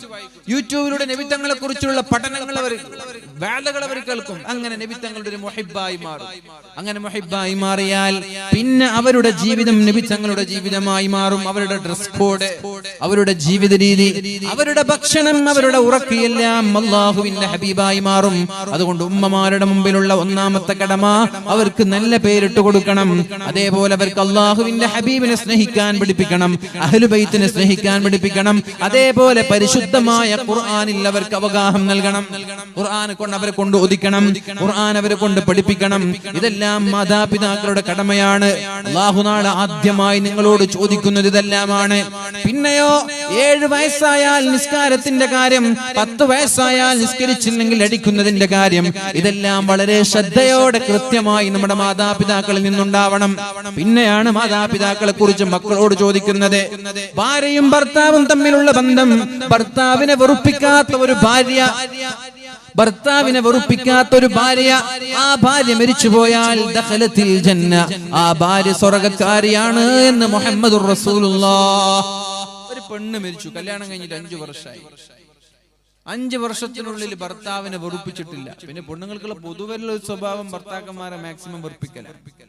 എന്തെങ്കിലും പറഞ്ഞിട്ട് ഭർത്താവ് ഒരു പക്ഷേ നല്ലത് ചിന്തിച്ചിട്ട് എന്തെങ്കിലും ഒരു കാര്യം പറയുമ്പോൾ അത് നെഗറ്റീവായി എടുത്തിട്ട് തിരിച്ച് ഇങ്ങനെ വെറുപ്പിക്കലാണ് പൊതുവെ ഉള്ളത്. കേട്ട ആളുകളുടെ അഭിപ്രായം അറിഞ്ഞിട്ട് പറയാൻ 99% ഇങ്ങനെയാണ്. പിന്നെ 1% വിട്ടു, ആർക്കെങ്കിലും അങ്ങനെ ആരെങ്കിലും ഉണ്ടെങ്കിൽ അവർക്ക് വേണ്ടിയിട്ട് വിട്ടുകൊടുക്കാൻ. വെറുപ്പിക്കുക, കല്യാണം കഴിഞ്ഞാൽ പിന്നെ ഇവർക്ക് പണി വെറുപ്പിക്കണം. അവിടെ പോയാലും വെറുപ്പിക്കൽ, ഇവിടെ വന്നാലും വെറുപ്പിക്കും. നിങ്ങൾ എന്തിനും അവിടെ പോയി എന്താ എന്നെ പറഞ്ഞില്ല, ഇനി പറഞ്ഞതിന് പറയുമ്പോ വൈകിയത് എന്തേ, അതിൽ നേരെ സമയത്ത് തന്നെ പറഞ്ഞ കുറച്ച് ദേഷ്യത്തിൽ പറഞ്ഞു എന്തിന്, അങ്ങനെ എന്തെങ്കിലും ഒരു കാരണം കണ്ടെത്തിയിട്ട് ഇങ്ങനെ വെറുപ്പിക്കുന്ന ഒരു സ്വഭാവമാണ്. അത് ഒഴിവാക്കണം. അങ്ങനെ വെറുപ്പിച്ച പിന്നെ ഭർത്താക്കന്മാർക്ക് മനസ്സിൽ തൃപ്തി ഉണ്ടാവില്ല. അങ്ങനെ തൃപ്തിയില്ലാതെ മരിച്ച നരകത്തിലാണ്. അതുകൊണ്ടൊരു പെണ്ണ് മരണസമയത്ത്, ഒരു പെണ്ണ് മരിച്ചു പോകുന്ന സമയത്ത് ഭർത്താവിന് അവളെ കുറിച്ച് നല്ല അഭിപ്രായമാണെങ്കിൽ അവൾ ദഖലത്തിൽ ജന്ന, അവൾ സ്വർഗ്ഗത്തിലേക്കാണ് കടന്നു പോകുന്നത് എന്ന് മുഹമ്മദുർ റസൂലുള്ളാഹ്. പരിശുദ്ധ റസൂലുള്ളാഹി സല്ലല്ലാഹു അലൈഹി വസല്ലമ പറയാണ്, അതുകൊണ്ട് പെണ്ണിന്റെ ഏറ്റവും പ്രധാനപ്പെട്ട കടമ എന്ന് പറയുന്നത് ഭർത്താക്കന്മാരെ തൃപ്തിപ്പെടുത്തുക എന്നുള്ളതാണ്. നിങ്ങൾക്ക് ഉമ്മ ഉപ്പൊന്നുമില്ല, നിങ്ങളത് മെയിൻറ്റെയിൻ ചെയ്യേണ്ടതില്ല. നിങ്ങളുടെ ഉമ്മയും ഉപ്പയും നിങ്ങൾക്ക് യാതൊരു എന്തില്ല, കടമയില്ല. കല്യാണം കഴിഞ്ഞാൽ പിന്നെ നിങ്ങളുടെ കടമ നിങ്ങളുടെ ഭർത്താവിനോടാണ്. ഭർത്താവിനുള്ള കടമ കല്യാണം കഴിഞ്ഞാൽ ഭർത്താവിനുള്ള കടമ ഭാര്യയോടല്ല, മാതാപിതാക്കളോടാണ്. നിങ്ങൾ നിങ്ങളുടെ ഉമ്മയും ഉപ്പയും നന്നായി നോക്കണം. നിങ്ങളുടെ ഭാര്യയെ കൊണ്ടും നിങ്ങളുടെ ഉമ്മയും ഉപ്പയും നന്നായി നോക്കണം. ആ ഒരു രീതിയിൽ ഭാര്യമാരെ കല്യാണം കഴിഞ്ഞാൽ നിങ്ങൾ ഏറ്റവും കൂടുതൽ കടപ്പെട്ടിരിക്കുന്നത് നിങ്ങളുടെ ഭർത്താവിനോടാണ്. ഭർത്താവിനോട് മോശമായി പെരുമാറിയാൽ അല്ലാഹു നരകത്തിലേക്ക് കൊണ്ടുപോകും, അതിൽ യാതൊരു സംശയമില്ല. അല്ലാഹുവിന്റെ ഹബീബ് സല്ലല്ലാഹു അലൈഹി വസല്ലം സ്വർഗ്ഗത്തിൽ ഏറ്റവും കൂടുതൽ കണ്ടത് മിസ്കീന്മാരെയാണെങ്കിൽ നരകത്തിൽ ഏറ്റവും കൂടുതൽ കണ്ടത് പെണ്ണുങ്ങളെയാണ്. യാ അല്ലാഹ്, പെണ്ണുങ്ങളെ. കാരണമൊന്നുമല്ല. ഭർത്താക്കന്മാരോട് മോശമായി പെരുമാറിയത് തന്നെയാണ് കാരണം. അതന്നെയാണ് കാരണം, വേറൊന്നുമല്ല. പെണ്ണുങ്ങൾ എന്തേ നരകത്തിൽ പോവാനുള്ള കാരണമെന്ന് മഹാന്മാരായ സ്വഹാബാക്കൾ ചോദിച്ചപ്പോ അല്ലാഹുവിന്റെ ഹബീബ് പറഞ്ഞത് തക്ഫുർനൽ അശീർ, ഭർത്താക്കന്മാരെ വെറുപ്പിക്കുന്നവരാണവർ. എത്ര നന്മ ചെയ്താലും അത് ഉൾക്കൊള്ളാൻ അവർ തയ്യാറല്ല. എത്ര നന്മ ചെയ്താലും അവരെ കൊണ്ട് നല്ലത് പറയാൻ അവരെ കൊണ്ട് ആവൂല. എത്ര നന്മ ചെയ്താലും, കാലാകാലം മരണം വരെ നന്മ ചെയ്താലും, എപ്പോഴെങ്കിലും ഭർത്താവിൽ നിന്ന് അവർക്ക് ഇഷ്ടപ്പെടാത്തത് കണ്ടുപോയാൽ അതിന്റെ പേരിൽ മരണം വരെ വേദനിപ്പിക്കുന്ന സ്വഭാവം സ്ത്രീകൾക്കുണ്ട്. അതുകൊണ്ട് ഭർത്താക്കന്മാരെ വെറുപ്പിക്കുന്നത് കാരണത്താൽ പെണ്ണുങ്ങളിൽ ഭൂരിഭാഗം പേരും നരകത്തിലായിരിക്കുമെന്ന് മുഹമ്മദുർ റസൂലുള്ളാഹ്. സ്വർഗത്തിലെത്താനുള്ള വഴികൾ നമ്മൾ ചർച്ച ചെയ്യുകയാണല്ലോ. അല്ലാഹു നമ്മൾക്ക് സ്വർഗം നൽകട്ടെ. അതുകൊണ്ട് ഇങ്ങനെ വെറുപ്പിക്കുന്ന വിഷയം, നല്ല കാര്യങ്ങൾ മാത്രം പറഞ്ഞ് നമ്മൾക്ക് ജീവിക്കാലോ, സന്തോഷങ്ങളിൽ ജീവിക്കാലോ. എന്തിനിങ്ങനെ കരയിപ്പിക്കണം, എന്തിനിങ്ങനെ വേദനിപ്പിക്കണം, എന്തിനിങ്ങനെ വിഷമിപ്പിക്കണം? പ്രയാസങ്ങൾ കണ്ടാൽ അത് മറന്നേക്ക്. തെറ്റുകളില്ലാത്ത മനുഷ്യർ ലോകത്തുണ്ടോ? തെറ്റുകൾ കണ്ടാൽ അത് മറന്നേക്ക്. അതൊക്കെ കുഴപ്പമില്ല, മനുഷ്യനല്ലേ. ആ ഒരു രീതിയിൽ കണ്ടുകൂടെ? അതൊക്കെ അഡ്ജസ്റ്റ്മെന്റിലൂടെ നമ്മൾക്ക് അഡ്ജസ്റ്റ് ചെയ്തുകൂടെ? എന്തിനാണ് അതിനൊക്കെ വലിയ വലിയ ആനക്കാര്യമാക്കിയ പ്രശ്നങ്ങൾ ഉണ്ടാക്കുന്നത്? ഭർത്താവായാലും ഭാര്യയായാലും പരസ്പരം ഏറ്റവും നല്ല സ്വഭാവത്തോടു കൂടി ജീവിക്കുക. ഇതൊക്കെ നാളെ ആഖിറത്തിൽ സ്വർഗ്ഗം കാരണമാകുന്നതാണ്. അല്ലാഹു തൗഫീഖ് ചെയ്യട്ടെ. അതേപോലെ കുടുംബക്കാരോടുള്ള കാര്യവും നമ്മൾ ശ്രദ്ധിക്കേണ്ടതുണ്ട്. കുടുംബത്തിന്റെ വിഷയം പറയുമ്പോൾ മൻ സറഹു അയ്യബ്സുതല്ലാഹു ലഹു ഫീ റിസ്ഖിഹി, അല്ലാഹു ഒരാൾക്ക് റിസ്ഖിൽ വിശാലത നൽകണമെന്ന് ആഗ്രഹിച്ചാൽ, സമ്പത്തിൽ ബർക്കത്ത് വേണം, നല്ല സാലറി വേണം, നല്ല വരുമാനം വേണം, നല്ല കൃഷിയിൽ നല്ല ലാഭം വേണം എന്നൊരാൾ ആഗ്രഹിച്ചാൽ, വയുൻസലഹു ഫീ അഥരിഹി, ഒരുപാട് കാലം ജീവിക്കണമെന്ന കൊതിയുണ്ടെങ്കിൽ ഫല്യസിൽ റഹിമഹു, കുടുംബബന്ധം ചേർക്കണമെന്ന് മുഹമ്മദുർ റസൂലുള്ളാഹ് സല്ലല്ലാഹു അലൈഹി വസല്ലം. ലാ യദ്ഖുലുൽ ജന്നത ഖാതിഉൻ, ഒരിക്കലും കുടുംബബന്ധം വിച്ഛേദിക്കുന്ന ആളുകൾ ഒരിക്കലും സ്വർഗ്ഗത്തിൽ കിടക്കൂല എന്നാണ് പറഞ്ഞത്. ലാ യദ്ഖുലുൽ ജന്നത ഖാതിഉൻ, കുടുംബബന്ധം വിച്ഛേദിക്കുന്നവർ, കുടുംബക്കാരുമായി പിണക്കമുള്ളവർ, ഇവർ സ്വർഗ്ഗത്തിലേക്ക് കടക്കൂല എന്നാണ്. ആദ്യം സ്വർഗ്ഗത്തിൽ കടക്കുന്നവരിൽ ഇവർ ഉൾപ്പെടൂല എന്നാണ്. അവരെ ഒരുപാട് കാലം നരകത്തിലിട്ട് ശിക്ഷിച്ച് ഒരുപാട് കാലത്തിന് ശേഷമാണ് അവർക്ക് അല്ലാഹു സ്വർഗ്ഗം നൽകുക. കുടുംബബന്ധം വിച്ഛേദിക്കുന്ന ആളുകൾ. അല്ലാഹുവിന്റെ ഹബീബ് സല്ലല്ലാഹു അലൈഹി വസല്ലമ തങ്ങൾ പറയുകയാണ്, വഅമറനീ അൻ നസിലർ റഹിമ, കുടുംബബന്ധം ചേർക്കാൻ എന്റെ ഹബീബ് എന്നോട് പറഞ്ഞു. വഇന്നദ്ബറത, അവരെത്ര മോശമായി പെരുമാറിയാലും, അവരെത്ര മോശമായി പെരുമാറിയാലും നമ്മൾ അതേ നാണയത്തിൽ പെരുമാറാതെ, അതേ രീതിയിൽ തിരിച്ചു പ്രതികരിക്കാതെ, സമാധാനത്തോടുകൂടി പുഞ്ചിരിയോടുകൂടി കുടുംബക്കാരോട് പെരുമാറി കുടുംബബന്ധം ചേർക്കാൻ എന്റെ ഹബീബ് എന്നോട് പറഞ്ഞുവെന്ന് മഹാനായ അബൂ ദർ റളിയല്ലാഹു അൻഹു. ലാ തൻസിലുർ റഹ്മത്തു അലാ ഖൗമിൻ ഫീഹിം ഖാതിഉ റഹിമിൻ, കുടുംബബന്ധം വിച്ഛേദിച്ച ഒരാൾ ഒരു സദസ്സിലുണ്ടെങ്കിൽ, കുടുംബബന്ധം വിച്ഛേദിച്ച ഒരാൾ ഒരു സദസ്സിലുണ്ടെങ്കിൽ ആ സദസ്സിലേക്ക് അല്ലാഹുവിന്റെ മലക്കുകൾ ഇറങ്ങൂല എന്ന് മുഹമ്മദുർ റസൂലുള്ളാഹ്. ലാ തൻസിലുർ റഹ്മ, ലാ തൻസിലുർ റഹ്മ, അല്ലാഹുവിന്റെ കാരുണ്യം ഇറങ്ങൂല. എവിടെ? കുടുംബബന്ധം വിച്ഛേദിച്ച ഒരാളുണ്ടെങ്കിൽ. അപ്പൊ വീട്ടിൽ പിണക്കമുള്ളവരാണ്, ഭാര്യയും ഭർത്താവും പിണങ്ങിയാൽ ആ വീട്ടിൽ റഹ്മത്തില്ല എന്നാണ്. അയൽവാസികളോട് പിണക്കമുണ്ടെങ്കിൽ ഈ വീട്ടിൽ റഹ്മത്തില്ല. കുടുംബത്തിലെ അളാപ്പമാർ, മൂത്താപ്പമാർ, ജ്യേഷ്ഠന്മാർ, അനുജന്മാർ, പെങ്ങന്മാർ, സഹോദരിമാര്, അങ്ങനെ ആരൊക്കെയാണോ നമ്മുടെ കുടുംബങ്ങളിലുള്ളത്, അവരുമായി പിണക്കമാണെങ്കിൽ ആ വീട്ടിലേക്ക് അല്ലാഹുവിന്റെ റഹ്മത്ത് ഇറങ്ങുകയില്ല, അല്ലാഹുവിന്റെ മലക്കുകൾ ഇറങ്ങുകയില്ല, അവരുടെ അമലുകൾ അല്ലാഹു സ്വീകരിക്കുകയില്ല. അവരെങ്ങാനും മരിച്ചു പോയാൽ ദഖലന്നാർ, നേരെ പോകുന്നത് നരകത്തിലേക്കായിരിക്കും. അതുകൊണ്ട് കുടുംബബന്ധം എന്ന വിഷയം വളരെ ഗൗരവത്തോടെ സൂക്ഷിക്കണമെന്ന് എന്റെ ഹബീബ് എന്നോട് പറഞ്ഞുവെന്ന് മഹാനായ അബൂ ദർ റളിയല്ലാഹു അൻഹു അലി ഇബ്നുൽ ഹുസൈൻ തങ്ങൾ പറയുന്നുണ്ട്. അദ്ദേഹത്തിന്റെ മകനോട് പറയാണ്, യാ ബുനയ്യ ലാ തസ്ഹബന്ന ഖാതിഅ റഹിമിൻ, കുടുംബബന്ധം മുറിച്ചു നിൽക്കുന്ന ഒരാളെ കണ്ടാൽ അയാളുടെ കൂടെ നടക്കാൻ പാടില്ല, അയാളുടെ കൂടെ ഇരിക്കാൻ പാടില്ല, അയാളുടെ കൂടെ യാത്ര ചെയ്യാൻ പാടില്ല, അയാളുടെ കൂടെ ഭക്ഷണം കഴിക്കാനും പാടില്ല. അപ്പൊ നമ്മുടെ ചങ്ങാതിമാര്, നാട്ടിലുള്ള കുടുംബത്തിലുള്ള ചങ്ങാതിമാരുണ്ട്, ഇയാള് ഈ കുടുംബക്കാരൊക്കെ മറ്റുള്ളവരോടും മിണ്ടാതെ പിണങ്ങി നിൽക്കാൻ, എന്ന് നമ്മൾക്കറിഞ്ഞാൽ, നമ്മുടെ കൂടെയുള്ള ഒരു ഫ്രണ്ട് അവന്റെ കുടുംബക്കാരുമായി പിണങ്ങി നിൽക്കുന്നു എന്നറിഞ്ഞാൽ അവനുമായിട്ടുള്ള സൗഹൃദ ബന്ധം പാടില്ല എന്നാണ് പറഞ്ഞത്. എന്തുകൊണ്ട്? ഫഇന്നീ വജദ്തുഹു മൽഊനൻ ഫീ കിതാബില്ലാഹി ഫീ സലാസതി മവാളിഅ. മൂന്ന് സ്ഥലങ്ങളിൽ ഈ വിഭാഗം ആളുകളെ അല്ലാഹു ശപിച്ചതായിട്ട് ഞാൻ കണ്ടിട്ടുണ്ട്. പരിശുദ്ധ ഖുർആനിൽ 3 സ്ഥലങ്ങളിൽ കുടുംബ ബന്ധം മുറിക്കുന്ന ആളുകളെ അല്ലാഹു ശപിച്ചിട്ടുണ്ട്. അത് ഞാൻ കണ്ടിട്ടുണ്ട്. അതുകൊണ്ട് ഒരു കാരണവശാലും അവരുമായി ബന്ധം സ്ഥാപിക്കരുത്, അവരുടെ കൂടെ യാത്ര ചെയ്യരുത്, അവരുടെ കൂടെ ഇരിക്കരുത്, അവരുടെ കൂടെ സംസാരിക്കരുത് എന്ന് മഹാനായ അലി ഇബ്നുൽ ഹുസൈൻ തങ്ങൾ പഠിപ്പിക്കുകയാണ്. എത്ര ഗൗരവമാണ്! തമാശയാണോ? എത്ര ഗൗരവമാണ്! നമ്മൾക്ക് ഇതൊക്കെ എടുക്കുന്നുണ്ടോ? ഗൗരവമായിട്ട് എടുക്കുന്നുണ്ടോ? 3 കാര്യങ്ങളായി. 4ാമത്തെ വിഷയം, വഅമറനീ അല്ലാ അസ്അല അഹദൻ ശൈആ. എന്നോട് എന്റെ ഹബീബ് പറഞ്ഞു, ഒരാളോടും ഒന്നും ചോദിക്കാൻ പാടില്ല. എന്താണ് ഈ പറഞ്ഞതിന്റെ അർത്ഥം? എന്താണ്? ഒരാളോടും ഒന്നും ചോദിക്കാൻ പാടില്ല. എന്താ അർത്ഥം? വീട്ടിലെത്തിയാൽ ഭാര്യ വിളിക്കും, ഭാര്യ അടുക്കളയിൽ തിരക്കായിരിക്കും, എവിടെ എന്റെ മൊബൈൽ എവിടെ? അങ്ങനെ ഭാര്യ മൊബൈലൊക്കെ തപ്പി പിടിച്ച് തെരഞ്ഞു പിടിച്ച് ഇതാ മൊബൈൽ, ഭാര്യ അടുക്കളയിൽ. കുറച്ച് കഴിയുമ്പോൾ ഇങ്ങോട്ട് വന്നു, എന്റെ ഗുളിക എവിടെ? നിങ്ങൾക്ക് എന്നെ എടുത്തൂടെ? നിങ്ങൾക്കൊന്ന് കുനിഞ്ഞു നിന്ന് നോക്കാനല്ലേ ഉള്ളൂ, എന്തിനാ കിച്ചണിലുള്ള പെണ്ണുങ്ങൾ വെറുതെ വിളിക്കുന്നത്? അങ്ങനെ പാവം ഓടി വന്നിട്ട് ആ ഗുളിക എടുത്തു. കുറച്ച് കഴിയുമ്പോൾ എന്റെ കുപ്പായ എവിടെ?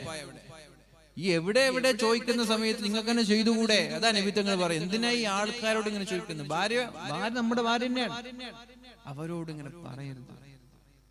പരിശുദ്ധ റസൂലുള്ളാഹി സ്വല്ലല്ലാഹു അലൈഹി വസല്ലം സ്വന്തമായി ചെരുപ്പ് തുന്നിച്ചേർക്കുമായിരുന്നു, തുടച്ചു വൃത്തിയാക്കുമായിരുന്നു, വീടടിച്ചു വാരുമായിരുന്നു, പാചകം ചെയ്യുമായിരുന്നു, ആടിനെ കറക്കുമായിരുന്നു, അങ്ങാടികളിൽ നിന്ന് സാധനങ്ങളുമായി വീട്ടിലേക്ക് വരുമായിരുന്നു. ഇല്ലേ? ഇതൊക്കെ ചെയ്തിട്ടില്ലേ? ആയിഷ എങ്ങോട്ട് വാ, എന്റെ ചെരുപ്പ് വൃത്തിയാക്കുന്ന പറഞ്ഞത്?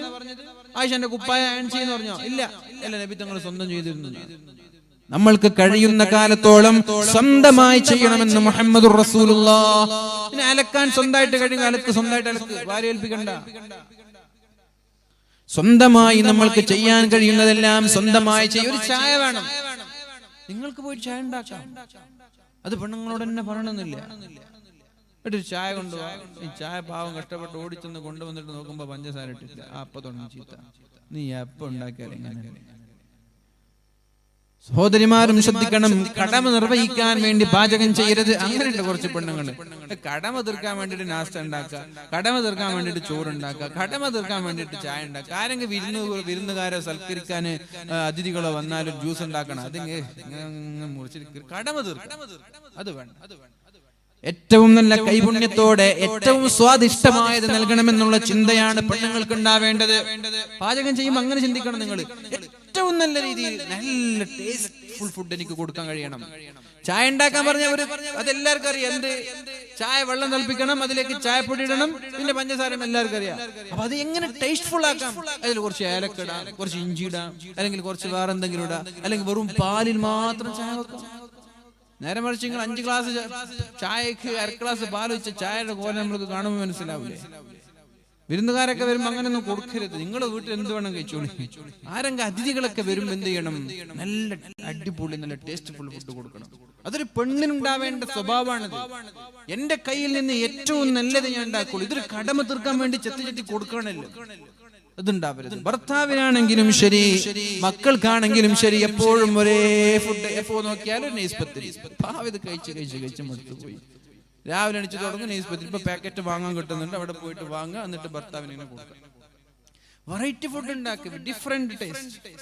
എപ്പോഴും ഒരു 10 വേണ്ട വ്യത്യസ്തമായ ഐറ്റംസ് ഇല്ല, അതൊക്കെ ഉണ്ടാക്കുക. കറി എങ്ങനെ വ്യത്യസ്തമായ ഐറ്റംസ് ഉണ്ടാക്കുക, മാറ്റി മാറ്റി പിടിക്കും. നല്ല മനോഹരമായത് ഉണ്ടാക്കി കൊടുക്കും. വേറെ പണിയൊന്നുമില്ലല്ലോ.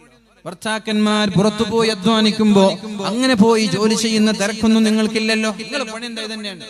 മക്കളെ നോക്കുക, ഭർത്താവിനെ നോക്കുക, വീട് നോക്കുക, പരിസരം നോക്കുക, ഏറ്റവും നല്ല ഫുഡ് നൽകുക, ഏറ്റവും വൃത്തിയോടെ വീടിനെ നിങ്ങൾ സംരക്ഷിക്കുക, ഏറ്റവും ദീനീബോധത്തോടെ ചിട്ടയോടെ മക്കളെ വളർത്തുക. അത് തന്നെയാണ് ഭാര്യയുടെ കടമ. അത് തന്നെയാണ്. അതുകൊണ്ടാണ് അത്ര പ്രോത്സാഹിപ്പിക്കാത്തത്. പെണ്ണുങ്ങൾ ജോലി ചെയ്യുന്നതിനെ പ്രോത്സാഹിപ്പിക്കാത്തത് കൊണ്ട്. രണ്ടുപേരും ജോലിക്ക് പോയാൽ പിന്നെ ആരെവിടെ ഫുഡ് ഉണ്ടാക്കുക, ആരെവിടെ അടിച്ചു വാരാൻ, ആരെവിടെ മക്കളെ നോക്കുക, എന്നും ആള് കിട്ടൂല. പിന്നെ ആ ഒരു ബന്ധത്തിൽ അത്ര രസം ഉണ്ടാവില്ല. അതുകൊണ്ട് പെണ്ണുങ്ങളോട് പറയാനുള്ളത്, ഏറ്റവും നല്ല ഫുഡ് ഉണ്ടാക്കി കൊടുക്കാൻ നമ്മൾ തയ്യാറാവണം. പിന്നെ ആണുങ്ങളെല്ലാം അങ്ങോട്ട് പെണ്ണുങ്ങളോട് പറയണ്ട, കുറച്ചൊക്കെ സ്വന്തമായിട്ട് ചെയ്യും. എന്നോട് പറഞ്ഞു, അല്ലാ അസ്അല അഹദൻ ശൈആ, ഒന്നും ഒരാളോടും ചോദിക്കരുത്. പട്ടിണിയാണെങ്കിൽ വരെ മറ്റൊരാളുടെ മുമ്പിൽ കൈ നീട്ടരുത്, മറ്റൊരാളുടെ മുമ്പിൽ പറയരുത്. നബി തങ്ങൾ അങ്ങനെ പറഞ്ഞു. പട്ടിണിയാണെങ്കിൽ വരെ മറ്റൊരാളോട് ചോദിക്കരുത്. യാ അല്ലാഹ്, കഷ്ടപ്പെടണം, എത്ര പ്രയാസങ്ങൾ ഉണ്ടെങ്കിലും അള്ളാഹുവിനോട് മാത്രം ചോദിക്കുക, ജനങ്ങളുടെ മുമ്പിൽ കൈനീട്ടരുത് എന്ന് പരിശുദ്ധ റസൂലുള്ളാഹി സ്വല്ലല്ലാഹു അലൈഹി വസല്ലം മഹാന്മാരായ സ്വഹാബാക്കൾ അങ്ങനെ ചെയ്യുമായിരുന്നു. മഹാന്മാരായ സ്വഹാബാക്കൾ അങ്ങനെ ചെയ്യുമായിരുന്നു. എന്തിപ്പോ യാത്ര ചെയ്യാൻ, ഒട്ടകത്തിൽ യാത്ര ചെയ്യുമ്പോ കയ്യിൽ നിന്ന് വടി വീണു, താഴെ ആളുണ്ട്, അവരോടൊന്ന് പ്ലീസ് എടുത്തരൊന്ന് ചോദിച്ച് അവരെടുത്തു കൊടുക്കും. പക്ഷെ അത് ചോദിക്കൂല. അവരെന്ത് ചെയ്യും? ഇറങ്ങും, താഴെ ഇറങ്ങിയിട്ട് അതെടുക്കും. അങ്ങനെ നമ്മൾ ചെയ്യണം. നമ്മൾ വണ്ടിയിലാണ്, കാറിലിരിക്കുമ്പോഴാണ് നമ്മുടെ കയ്യിൽ നിന്ന് ചാവിയോ എന്തെങ്കിലും താഴേക്ക് വേണ്ടത്. ഫ്രണ്ട് നിൽക്കുന്നുണ്ട് പുറത്ത്, അതൊന്നും എടുത്തരോ, ചോദിക്കരുത്. നമ്മളങ്ങനെ ചോദിക്കരുത്. നമ്മൾ സ്വയം ചെയ്യണതാണ്. മറ്റൊരാൾ അനാവശ്യമായി ഡിപെൻഡ് ചെയ്യരുത്, ആശ്രയിക്കരുത്. പരിശുദ്ധ റസൂലുള്ളാഹി സ്വല്ലല്ലാഹു അലൈഹി വസല്ലമ തങ്ങൾ സ്വഹാബാക്കളോട് ചോദിക്കുകയാണ്, 9 ആളുകൾ അല്ലാഹുവിന്റെ ഹബീബിന്റെ കൂടെയുണ്ട്. 8 7 9 ആളുകൾ നബി തങ്ങളുടെ കൂടെയുണ്ട്. അലാ തുബായിഊന റസൂലല്ലാഹ്, അല്ലാഹുവിന്റെ റസൂലിനെ നിങ്ങൾ ബൈഅത്ത് ചെയ്യുന്നില്ലേ എന്ന് ചോദിച്ചു. ബലാ യാ റസൂലല്ലാഹ്, ഞങ്ങൾ ബൈഅത്ത് ചെയ്തു എന്ന് പറഞ്ഞു. 3 തവണ ചോദിച്ചു, നിങ്ങൾ എന്നെ ബൈഅത്ത് ചെയ്യുന്നില്ലേ? അവർ പറഞ്ഞു, ഞങ്ങൾ നിങ്ങളെ ബൈഅത്ത് ചെയ്യാം.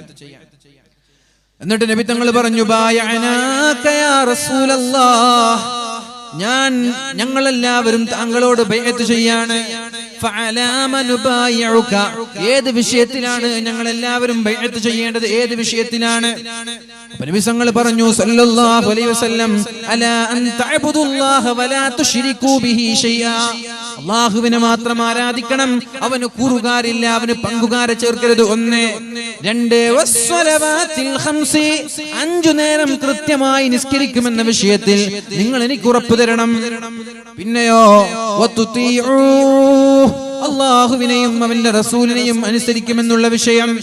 വലാ തസ്അലുന്നാസ ഷൈആ, ജനങ്ങളോട് ആരോടും ഒരു കാര്യവും ചോദിക്കൂല എന്ന ഉറപ്പ് എനിക്ക് തരണം. ജനങ്ങളോട് ആരോടും ഒരു കാര്യവും ചോദിക്കൂല എന്ന ഉറപ്പും എനിക്ക് തരണമെന്ന് മുഹമ്മദുർ റസൂലുള്ളാഹ്. അത്രയ്ക്ക് മോശാണെന്നാണ്. എന്ത് കാര്യങ്ങളും അയാളോട് ചെയ്യിപ്പിക്കുക, അയാളോട് ഇങ്ങനെ പറയിപ്പിക്കൽ മോശാണെന്നാണ്. മാക്സിമം നമ്മൾ സ്വന്തമായിട്ട് ചെയ്യേണ്ടതാണ് ഈ വിഷയങ്ങളൊക്കെ. എല്ലാം മറ്റുള്ളവരോട് ചെയ്യുന്നത് നല്ല കാര്യമല്ല. അതൊരിക്കലും അല്ലാഹുവിന്റെ ഹബീബ് സല്ലല്ലാഹു അലൈഹി വസല്ലമ തങ്ങൾ പ്രോത്സാഹിപ്പിച്ചിട്ടില്ല. നബി തങ്ങൾ പറഞ്ഞത് ഒരാളോടും ചോദിക്കാൻ പാടില്ല എന്നാണ്. അങ്ങനെ പ്രഗൽഭരായ ഹക്കീം ഇബ്നു ഹിസാം തങ്ങളെ പോലെയുള്ള ആളുകൾ സ്വന്തം ഖാദിമിനോട് പോലും വെള്ളം കൊണ്ടുവരാൻ പറയുമായിരുന്നില്ല. വെള്ളം കൊണ്ടുവാ, എന്തിനു വുളൂ ചെയ്യാൻ വെള്ളം കൊണ്ടുവാന്ന് പറയില്ല. സ്വന്തം പോയിട്ട് വുളൂ ചെയ്യാനുള്ള വെള്ളം കൊണ്ടുവരും. ചായ കൊണ്ടുവന്നില്ല, പോയിട്ട് ചായ കൊണ്ടുവരും. അങ്ങനെ എല്ലാ വിഷയങ്ങളും സ്വന്തമായി ചെയ്തിരുന്നവരാണ് മഹാന്മാരായ സ്വഹാബാക്കൾ. അബൂ ഹുറൈറ തങ്ങൾ പറയാണ്, ഖാല റസൂലുള്ളാഹ്